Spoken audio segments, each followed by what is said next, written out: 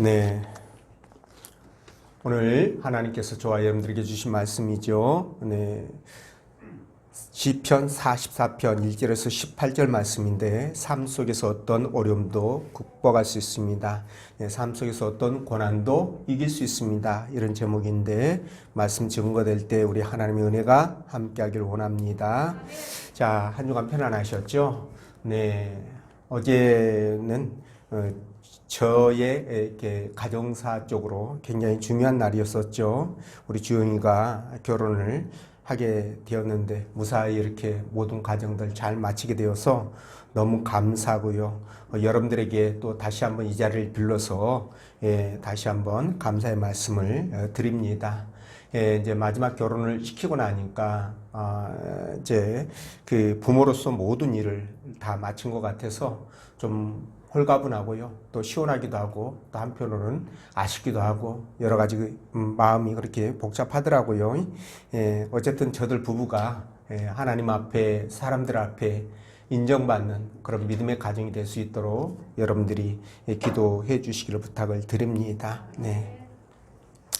자, 오늘 본문 말씀이 기록되어 있는 이 시편은요. 다윗을 비롯해서 여러분의 그 성경 기자들이 이걸 기록을 했는데 이 시편 속에 등장하는 인물들이 얼마나 하나님을 믿고 의지했는지 그 고난과 어려움 가운데서도 절대로 하나님 말씀을 붙들고 어떻게 이겼는지 그런 깊은 신앙의 세계를 잘 보여주는 그런 말씀들이 주옥같이 이렇게 기록이 되어 있는데요. 특히 본문의 말씀은 성도들이요 살아가는 과정 속에 고난과 환난이나 어려움 이런 모든 문제들 많은 문제들 당하지 않습니까?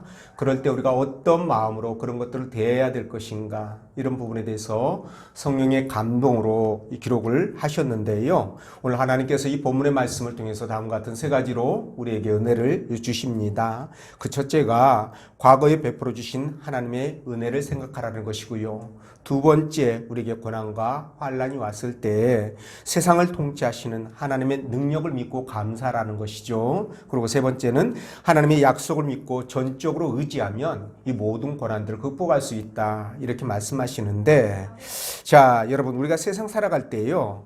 어려움도 없고 고난도 없고 그냥 모든 것들이 만사형통하면 얼마나 좋겠습니까? 그런데 자고 일어나면 문제들이 생기죠. 그거 해결하면 또 다른 문제가 생기고 그러니까 이런 문제들이 계속 반복되는 거예요. 그 이유는 바로 에덴 동산에서 우리 인류의 조상이었던 아담과 하와가 하나님 말씀을 어기고 범죄함으로 말미암아 그 낙원을 잃어버리고 쫓겨나게 되죠. 그때 이 세상에 이런 모든 제약들, 아픔들, 고난, 고통들 이런 것들이 이제 들어오게 되는데요. 그래서 우리가 이 땅을 살아가는 동안은 그걸 피할 수가 없습니다. 피할 방법은 딱 하나 있죠. 뭐냐? 아버지 앞에 가면 되는 겁니다. 그때까지는 끝나지 않는데 그렇다고 해서 우리가 이 땅 살아가면서 그런 문제들 앞에 우리가 마냥 체념하면서 살아갈 수는 없지 않습니까? 그렇죠?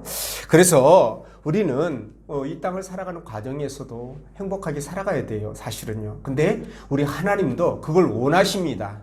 우리가 행복하게 살아가는 것을 정말 원하셔요. 왜냐하면 제가 여러분들에게 자주 말씀을 드리다시피 하나님의 성품을 이해하려면 부모의 마음을 알면 된다 그렇게 말씀을 드리잖아요. 그러니까 육신의 부모가 당신 자식이 이 땅을 살아가면서 고난을 당하고 어려움을 겪고 지지리도 못 살고 가난하고 힘들게 살아가는 살아가는 자녀를 원하는 부모는 그걸 기뻐하는 부모는 결코 없을 거라는 거죠. 마찬가지로 우리 하나님도 똑같습니다. 똑같이 저와 여러분들이 이 땅을 살아갈 때 그렇게 살아가는 것을 결코 원하지 않으셔요.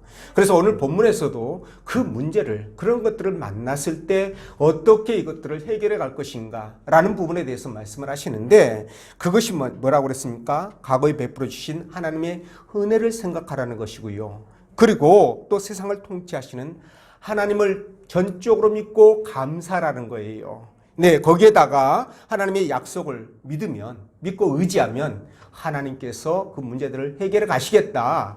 이렇게 말씀하시는데, 그래서 오늘 본문의 말씀을 따라가면서 구체적으로 예, 그것이 어떤 것인가 성령께서 들려주시는 하나님의 음성을 듣도록 하겠습니다. 자, 첫째로 과거에 베풀어주신 하나님의 은혜를 생각하라고 그랬는데, 자, 1절, 2절 말씀 읽어보겠습니다. 시작.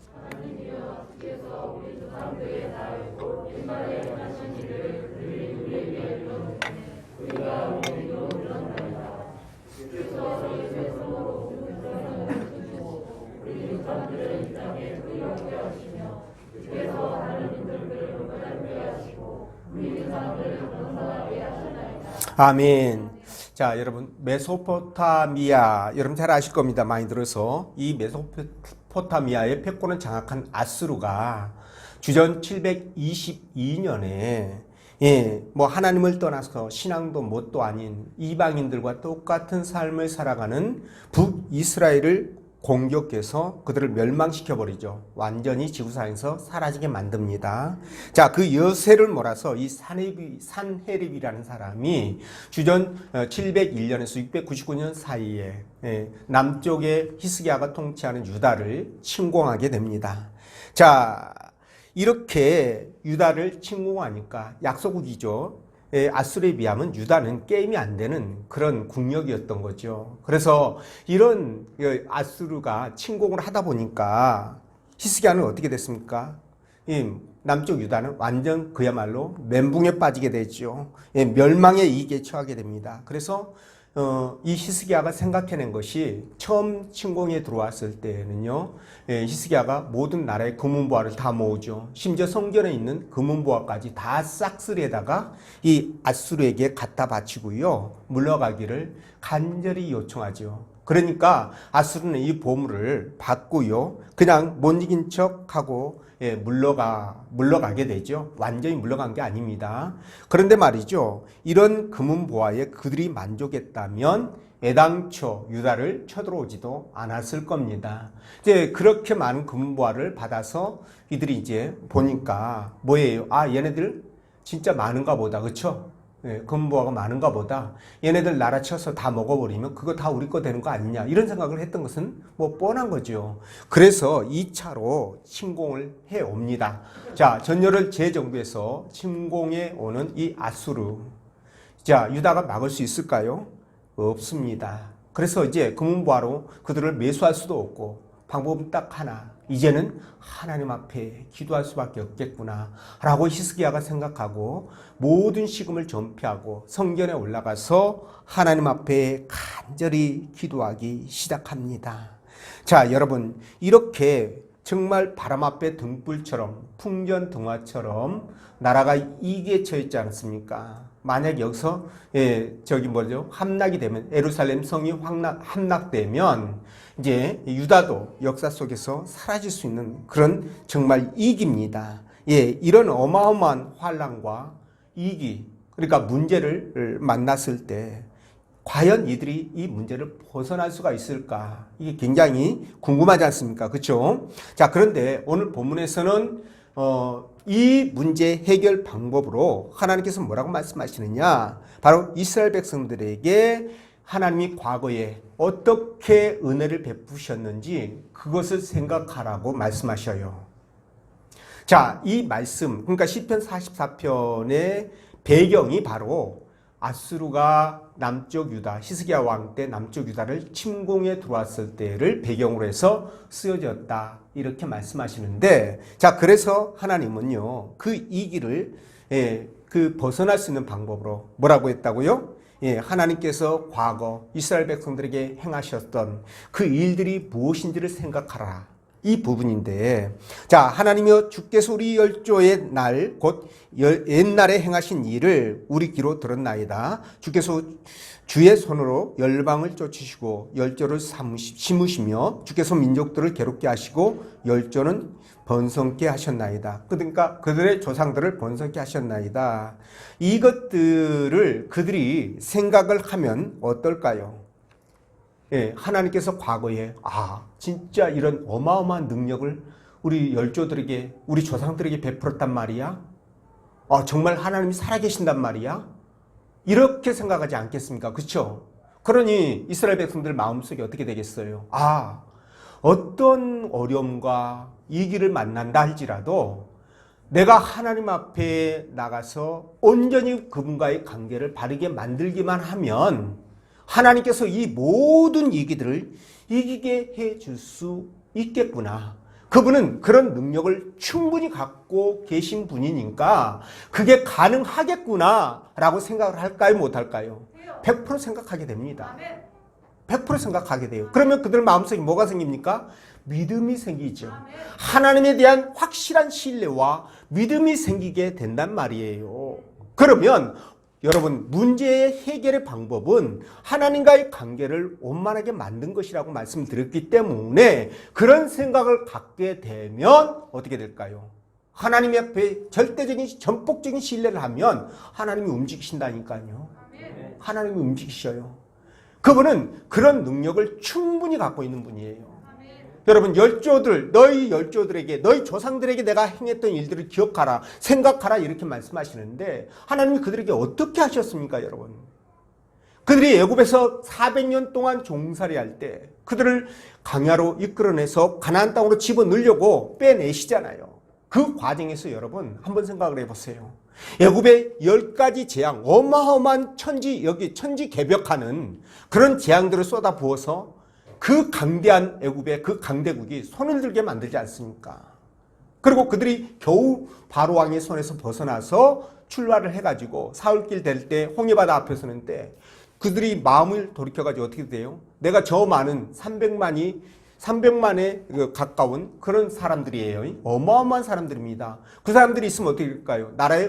나라가 부흥하는데 어마어마한 힘이 되겠지요. 근데 그런 종들을 그냥 보낸다? 내가 미쳤나 봐. 바로왕이 그렇게 생각을 바꾸어서 군사를 통해서 동원해가지고 공격해 오잖아요. 잡으러 오잖아요. 근데 앞에는 홍해바다가 있네? 와, 이거는 뒤로 가지도 못하고 앞으로 가지도 못하고 이런 진퇴양난의 상황에서 하나님께서 기적을 행하셔가지고 홍해바다를 열으신 다음 그 길로 이스라엘 백성들을 건너게 하셔서 그들을 안전하게 보호하시잖아요. 그런 일들 뿐만이 아니라 여러분, 애굽 광야에 들어와서는 어떻게 했습니까? 진짜 거기에 광야에는 모래밖에 없잖아요. 먹을 것도 마실 것도 입을 것도 어떤 것도 없습니다. 풀 한 폭이 없는 그런 것 아닙니까? 근데 하나님은 40년 동안 그들에게 배가 골치 않도록 때를 따라서 먹을 것, 마실 것, 입을 것, 신을 것까지 모든 것들을 제공해 주시지 않습니까?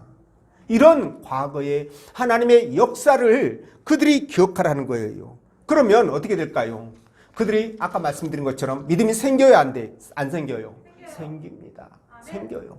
그러면 어떠한 고난과 역경의 문제가 나에게 맞닥뜨려진다 할지라도 이들은요, 그것을 이길 수 있는 힘과 능력을 갖게 되는 거예요.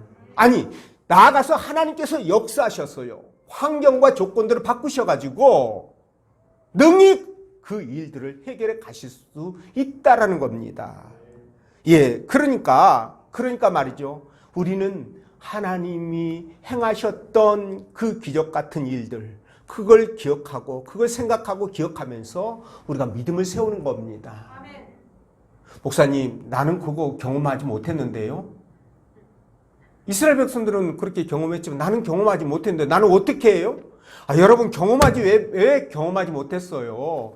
여러분 성경 66권에 하나님께서 뭐라고 말씀하셨습니까? 여기에 우리는 이 말씀을 통해서 하나님의 능력을, 하나님의 어마어마한 그 권능을 우리가 경험하는 거예요. 그러니까 오히려 이스라엘 백성들보다 우리는 월등히 더 나은 조건에서 하나님을 믿고 확신할 수 있는 그런 토양을 갖고 있다는 거죠. 자, 여러분 한번 생각해 보십시오. 자, 오늘 말씀을 바꿔서 오늘 하나님께서 말이죠, 유다가 아수르에게 멸망을 당해하는 이 일촉즉발의 이 엄청난 위기, 환란, 어마어마한 문제, 여러분들의 삶 가운데서 이렇게 큰 문제는 아마 만나기는 어려울 겁니다. 그렇죠? 그런데 이때 하나님이 내리신 처방이 뭐라고요? 과거에 내가 너희 조상들에게 행했던 일들을 어떻게 하라? 기억하라 라는 겁니다. 여러분, 과거의 조상들 아무런 힘도 없고 능력도 없고 재주도 없고 무기도 없고 그런 조상들에게 하나님이 은혜를 베푸셔가지고요. 수많은 대적들에게서 그들을 지키시고 보호하지 않습니까? 그렇죠? 그러니까 이런 상황을 우리가 생각한다면 하나님께서 어떤 일이 있어도 내가 하나님 나라의 자녀고 예수 그리스도로 말미암아 구원받은 백성이기 때문에 하나님 결단코 나를 버리지 아니하시고 푸른 초장과 칠만한 물가로 인도해 가신다 라는 확신 말입니다. 그죠? 예, 그렇게 되면요 우리 절대 평정심을 잃지 않습니다. 신앙을 잃어버리지 않습니다. 예수 믿는 사람으로서 신앙인으로서 세상 사람들이 보면서 부러워할 정도로 와, 저 사람은 정말 다르구나, 와, 저런 사람도 있구나라는 그런 신앙을 갖고 살아갈 수 있다라는 거예요. 이 길을 극복할 수 있다는 것입니다. 자, 보십시오. 처음 아수르가 남유다를 공격해 왔을 때, 자, 히스기야는 하나님께 그걸 의지하지 않았죠. 하나님께 맡기지 않았습니다. 내 힘으로 해보려고 금은보화 다 동원해서 매수를 했지만 그것은 오히려 더 큰 이익을 불러온 거예요. 맞죠? 2차 침공을 해왔지 않습니까? 그거 다 뺏으려고요. 그러니까 더 큰 이익을 불러온 겁니다. 근데 이렇게 어떤 내 문제를 해결하기 위해서 주변에 어떤 내가 동원할 수 있는 어떤 역량들을 다 동원해가지고 그거를 해결하려고 한다면 잠시 잠깐 해결할 수 있어요. 돈 동원하고 권력이라든가 어떤 인맥이나 이런 것들을 동원하면 잠시 문제는 해결할 수 있지만 여러분 그게 근본적인 문제 해결 방법이 아니라는 겁니다. 이해가 되시죠? 자, 그래서 결국은 또 이렇게 쳐들어왔는데 이때는요 히스기야가 어떤 방법을 썼다고요? 하나님께 기도했다고 그랬죠. 그러니까 하나님이 어떻게 하셨어요? 히스기야의 그 너무도 간절하고 애절한 그 기도를 들으시고 어떻게 했습니까? 천사를 동원해 가지고요 아수르 진영을 공격해서 무려 18만 5천 명이라는 아수르의 대병을 하룻밤 사이에 다 죽여버립니다. 아멘. 한 명도 살아남지 못해요. 아멘. 자, 이런 상황에서 아수르의 사내립이 어떻게 했을까요? 이야, 이 이스라엘의 하나님, 내가 감당할 수 있는 그런 차원의 분이 아니구나 라고 깨닫게 됐을 것이고, 그래서 급하게 군대를 다 남아있는, 군대가 있었는지 없었는지 모르겠지만 남아있는 사람들 수습해서 본국으로 철수합니다. 그래서 자기가 섬기는 그 신전 안에서 제사 지내다가 두 아들에게 살해당하죠. 암살당하고 마는데요. 여러분, 그러니까 하나님을 의지할 때 근본적인 문제가 생기게 되는 거죠. 자, 이것 때문에 아수르는 그 메소포타미아의 고대 근동 지역을 장악했던 그 세력들이 약화되기 시작해서 결국은 바벨론에게 나라가 넘어가고 말지요.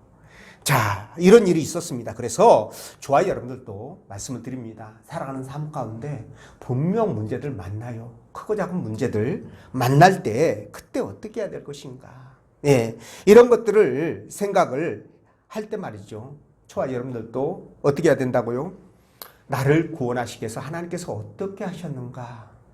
그분이 살아계셔서 어떻게 세상을 이끌어 가시고 인생사를 주관하시며 인도해 가시는가? 이런 것들을 생각하면서 어떻게 해야 된다? 믿음을 갖고 전폭적으로 하나님을 믿고 신뢰하시라는 거예요. 아멘. 그럴 때 하나님이 역사하신다는 거죠. 그래서 여러분들이 문제를 극복하고 정말 하나님 앞에 신실한 신앙인으로 세워져 가시기를 부탁을 드리고요. 자, 두 번째, 세상을 통치하시는 하나님의 능력을 믿고 감사하라고 그랬는데 7절 8절 말씀 읽어봅니다. 시작.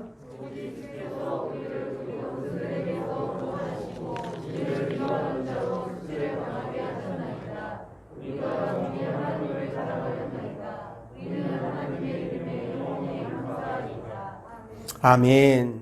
자, 여러분, 아수르의 침공으로 지금 유다가 굉장한 이익에 처했다고 말씀을 드렸죠. 자, 이에 이 시편 기자는요, 자기 민족들이 겪고 있는 이 엄청난 고통 앞에 하나님께 정말 안타깝고 또 원망스러운 그런 심정으로 이 기도를 하고 있는데, 호소를 하고 있는데, 특히 이 히스기야는요, 자기 아버지나 그 열조들의 조상들에 비해서 정말 하나님 앞에 이 종교 개혁을 통해서 참된 예배를 드렸고, 그리고 또 유월절을 지키고요. 회복하고 블레셋을 평정해가지고 나라의 안정과 번영을 가져다 둔, 그러니까 하나님이 보실 때 참 신실한 신앙의 사람, 믿음의 사람이었던 것이죠. 자, 그런데도 불구하고 어떻게 이런 왕이 다스리는 이 유다가 이렇게 어마어마한 이 길을 맞게 되었냐는 거예요. 자, 여기서 우리가 깨닫는 게 하나 있습니다. 그게 뭐냐면, 내가 하나님 앞에 신실한 믿음으로 살아간다 할지라도, 착실하게 신앙생활을 잘한다 할지라도 어떻게 한다? 고난을 겪을 수 있다. 문제들을 만날 수 있다라는 것을 우리가 알게 됩니다. 자, 여러분, 어쩌면 이 고난의 문제는요, 성도들에게 있어서 숙명인지도 몰라요. 이 땅을 살아가는 과정 속에 겪어야 되는 그런 문제들이라는 겁니다. 예. 그런데도 불구하고 많은 사람들은요, 교회 다니면 무슨 뭐 형통의 마스터키, 축복의 마스터키를 쥐고 있는 것처럼 생각해가지고요. 그렇게 생각하니까 고난이 오면 이걸 극복하지 못하는 거예요. 그래서 교회를 떠나고 세상으로 돌아가고 이런 경우들이 굉장히 많은데, 여러분 마태복음 5장 10절 12절 말씀이나 베드로전서 3장 14절 말씀을 비롯해서 성경 많은 곳에서는요, 성도들이 이 땅에서 고난을 겪는다는 것에 대해서 말씀을 하십니다. 디모데후서 3장 12절에서도 이렇게 말씀하시죠. 무릇 그리스도 예수 안에서 경건하게 살고자 하는 자는 무엇을 받는다? 박해를 받을 것이라 라고 말씀하시죠. 그러니까 예수 믿고 신앙생활 잘하면 고난받지 않는다는 말씀은 하지 않으셔요. 만약에 고난이 없고 어려움이 없다면 예수님을 비롯해서, 예수님도 수많은 고난을 당하고 나중에 십자가에 못 박혀 돌아가셨지 않습니까? 예수님도 그렇고요. 12사도도 그렇고 우리 믿음의 수많은 선배들도 삶 가운데 순교를 비롯해서 얼마나 많은 어려움을 겪었는데요. 근데 그런 일이 없어야 되잖아요. 근데 그런 일을 당했습니다. 그래서 예수를 믿어도 고난당할 수 있다는 것을 우리가 미리 알아야 됩니다. 마음의 준비를 해야 되죠. 예, 그런데 여러분, 우리가 삶 속에서 하나님 말씀에 불순종하거나, 그죠? 또는 하나님 뜻을 벗어나면 하나님께서는 때로는 징계를 허락하시거든요.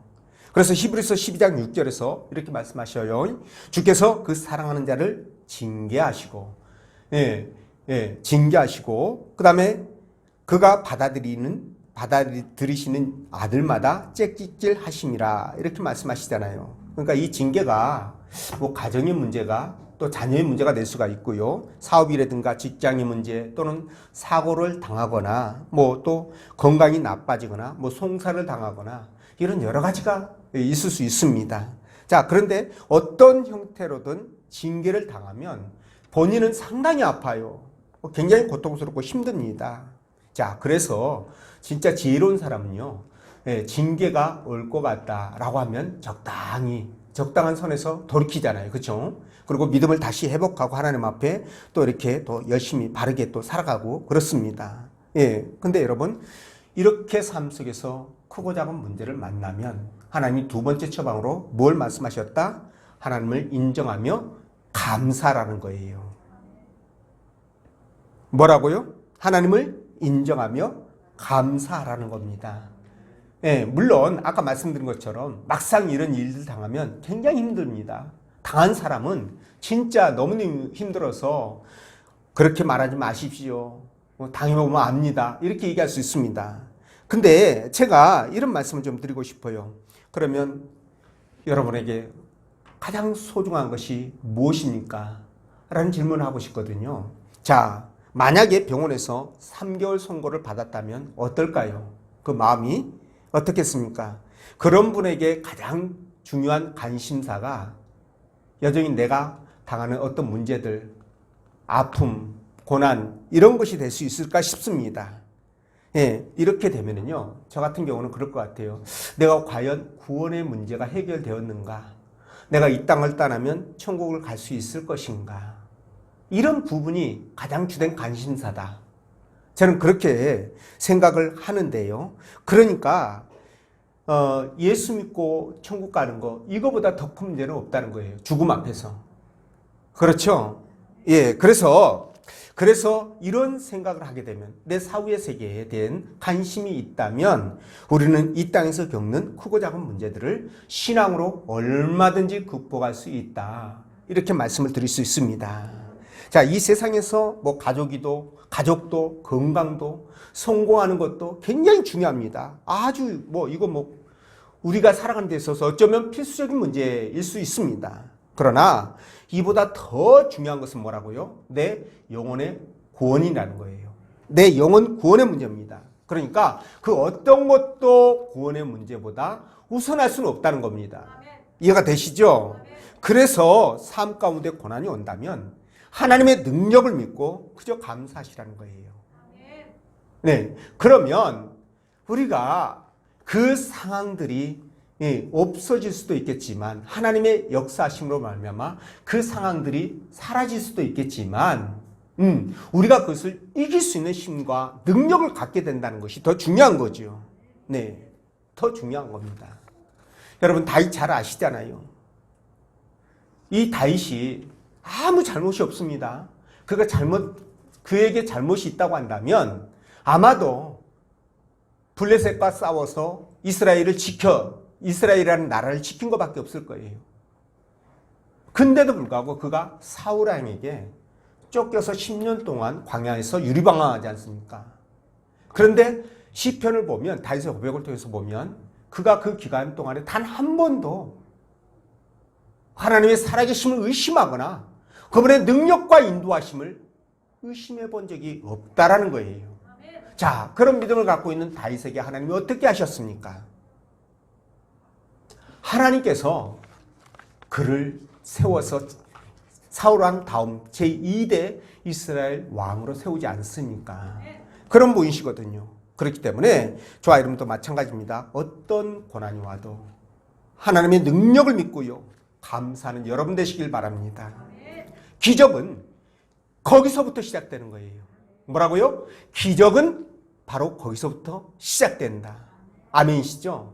예, 그래서 여러분들이 그런 기적들의 주인공들이 되시길 바라고, 세 번째, 하나님의 약속을 믿고 전적으로 의지하면 된다고 그랬죠. 자, 17절, 18절 말씀인데 읽어봅니다. 자, 시작.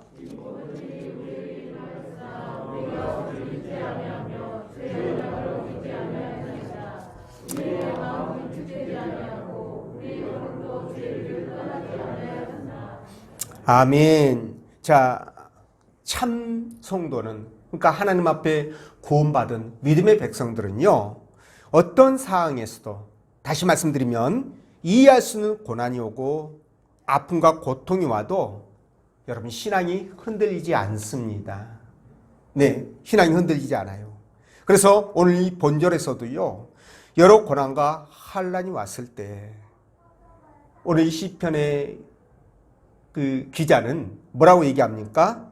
내가 하나님을 잃지 않고 주께서 하신 약속을 기억하겠다라고 얘기하잖아요. 그리고 고통스러운 순간이 와도 하나님에게로부터 마음이 멀어지지 않겠다, 이렇게 말하거든요. 그리고 주의 말씀을 따라 순종하며 살겠다. 이 부분이에요, 여러분. 야, 참 이러기 참 어렵잖아요, 그렇죠? 저도 여러분들도 다 겪어봐서 아는 일들이지만 고난이나 아픔이 오면 그것 때문에 너무 버거워서 힘들어서 막 숨이 헉헉거릴 때 있지 않습니까? 그러니까 이 시편의 기자처럼 진짜 하나님을 잊지 않고 하나님의 약속을 기억하면서, 그죠? 아무리 고통스러운 순간에서도 하나님께로부터 멀어지지 않고 그분의 말씀을 순종하며 살아간다는 것이 결코 쉬운 일이 아니에요. 네. 그런데도 불구하고 여러분, 고난 당하는 성도는 이런 마음의 자세를 갖는 것이 마땅한 도리다 라고 말씀하고 있는데, 자, 여러분, 우리가 고난 당할 때 진짜 어떤 경우는요, 내가 특별한 잘못이 없는 것 같아요, 돌아보면. 그죠? 근데 그럴 때 나한테 이제 고난이 오면 왜 이게 나한테 오는가, 나만 왜 이런 고난을 겪어야 되나, 이게 이제 굉장히 아픔이 됩니다. 이게 시험의 조건이 되기도 하고요. 그런데도 불구하고 우리 하나님은 단 한 번도 저와 여러분들을 떠나지 않으셨다라고 말씀하셔요. 우리는 하나님이 없는가 보다. 아니, 있었다면 나를 떠나셨나 보다. 이렇게 착각할지 모르지만 하나님은 단 한 번도 저와 여러분들을 떠나지 않고 곁에 있었다. 눈동자같이 보호하시고 지키고 계셨다라고 말씀하시거든요.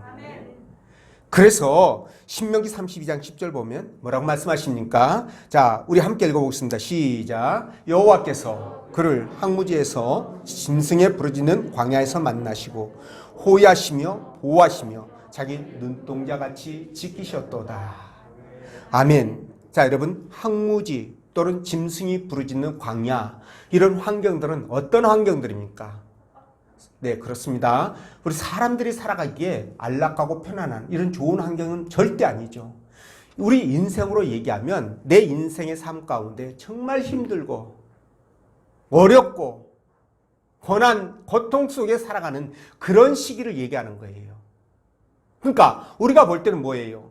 나만 고난을 당하나배, 나만 이 아픔을 겪나배, 나는 왜 이렇게 문제가 안 풀리고 자녀들이 속색이고 자녀들이 잘 안 되고 힘들고 어려운가, 내가 예수를 얼마나 믿어줬는데 교회를 얼마나 다녀줬는데 아직도 이러냐, 이런 마음이 들 때 있지 않겠습니까? 그러면서 혼자 힘들어하고 하나님이 계시냐 안 계시냐 혼자 힘들어하면서 어려움 속에 이렇게 몸부림칠 때, 그때도 하나님께서 어떻게 하셨다고요? 저와 여러분들을 떠나지 아니하시고 그분이 눈동자처럼 우리를 지키시고 보호하셨다는 거예요. 여러분, 우리가 이걸 기억해야 됩니다. 이걸 아셔야 돼요. 여러분, 우리가 이스라엘의 역사를 볼 때 백성들이 왜 그토록 하나님 앞에 범죄하고 하나님을 떠나서 멋대로 마음대로 이방 사람들처럼 살아갔습니까? 만약에 하나님이 그들 눈에 보여줘가지고 죄 지을 때마다 즉각 심판하시고 징계하시고 그렇게 하셨다면 그들이 과연 그렇게 살 수 있었을까요? 천만의 말씀입니다. 그럼 왜 그러냐? 하나님이 선지자들을 통해서 그들에게 권면하고 공고하고 토라오라고 그렇게 해줬지만 직접 당신의 모습을 보이지 않으셨다는 거죠. 보일 수 없습니다. 왜? 영적인 존재니까. 그러니까 당신의 선지자를 세워가지고 말씀을 선포하고 증거하게 하셨던 거예요. 아니에요. 근데 그들이 선지자의 말을 들었나요? 지금 오늘날로 말하면 성경의 말씀을 믿었나요? 아니죠. 믿지 않았기 때문에 그들이 그렇게 멋대로 하나님 앞에 범죄하면서 살아가다가 결국은 심판의 길로 가지 않았습니까? 멸망의 길로 가지 않았습니까? 오늘 이 시대도 똑같습니다, 여러분. 하나님께서 저렇게 지키시고 보호하시고 호위하신다 라고 말씀하셨으면 우리가 100% 그걸 받아들이고 믿고 확신하는 거예요. 그리고 그 믿음에서 행동하는 거예요. 그런데 저렇게 말씀을 해도요, 하나님이 내 눈에 안 보이지 않습니까? 그러다 보니 과거 이스라엘 백성들이 똑같이 했던 것처럼 우리도 그렇게 반복하고 있다는 거예요. 우리가 역사 속에서 교훈을 받지 못하면 망할 수밖에 없는 겁니다. 그래서 우리가 진짜 하나님께서 말씀하셨기 때문에 이 말씀을 붙들고, 아, 하나님 살아계시는구나. 어떤 상황에서도 나와 하나님이 함께 하시는구나. 나를 지키시고 보호하시는구나. 내가 이기자. 내가 극복하자. 하나님이 함께 하시고 역사하시니까 나는 애롭지 않아. 나는 두렵지 않아. 하나님이 지키시고 보호하시는데 내가 무엇을 두려워할 수 있겠어? 라고 우리가 생각하는 거죠. 여러분, 요한복음 13장 1절에 뭐라고 말씀하십니까? 유월절 전에 예수께서 자기가 세상을 떠나 아버지께로 돌아가실 때가 이른 줄 알고 이제 십자가에 못 박혀 돌아가실 때가 이른 줄 알았다는 거죠. 이미 알고 계셨어요, 그분은요. 그러니까 뭐라고 하셨어요? 세상에 있는 자기 사람들을 사랑하시되, 자기 사람들, 예수 믿는 당신의 자녀들, 백성들을 사랑하시되 어떻게 사랑하셨다? 끝까지 살아가셨다 라는 겁니다, 여러분. 우리는요, 진짜 정말 죽고 못 살아서 결혼을 한 사람이라 할지라도 살다 보면 막 지지고 볶고 그러잖아요. 아, 정말 내가 이 사람하고 살아 말어, 때려쳐 말어 막 여기까지 올라올 때가 있습니다. 변덕이 죽을 듯해요. 우리는요, 끝까지 사랑 절대 못합니다. 우리가 무슨 재주로 끝까지 사랑합니까? 하나님을 의지할 때 가능한 일이지만, 그러나 여러분, 우리 하나님께서 어떻게 하신다고요? 저와 여러분들을 끝까지 끝까지 살아가신다는 거예요. 우리처럼 변덕 부리지 않고 그분은 한 번 결심하고 작정하시면 그대로 끌고 가신다는 거예요. 다만 그분이 직접적으로 우리하고 관계를 맺고 있는 것처럼 보이지 않기 때문에 우리가 불신하고 신뢰하지 못할 뿐이지, 그분은 우리를 사랑하시되 끝까지 사랑하신다. 이 부분에 있어서는 단 한 번도 변하신 적이 없어요. 지금도 마찬가지고요. 그래서 우리가 이 말씀을 확실하게 믿는다면 어떨까요? 저와 여러분들에게 어떤 고난과 어려움이 닥쳐도요, 어떨까요? 이길 수 있어요. 믿고 맡길 수 있어요. 여러분 믿으시죠? 그래서 우리는 고난을 이길 수 있는 것입니다. 역경 이길 수 있어요. 그래서 주님 앞에 가는 그날까지 저와 여러분들이 참된 신앙인으로서 살아갈 수 있습니다. 그래서 우리 교회 식구들은요, 진짜 다 이런 믿음을 갖고 진짜 여러분들이 일당백의 신앙인들이 되시기를 바랍니다. 그런 여러분 되시기를 주의 이름으로 축원드립니다. 기도하겠습니다.